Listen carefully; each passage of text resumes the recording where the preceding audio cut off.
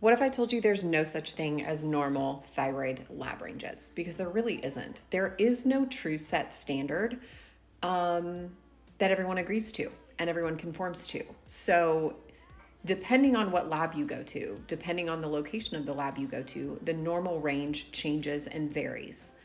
Your doctor really depends on what that lab says is normal and accepts largely, or most clinicians accept largely, that if the lab says it's as abnormal, it is. If they don't, it's normal.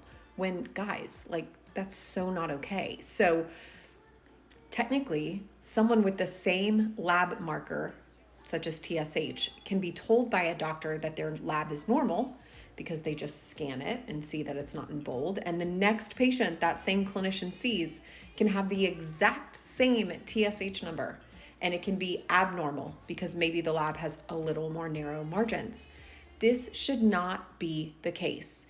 We need to have set standardized normals.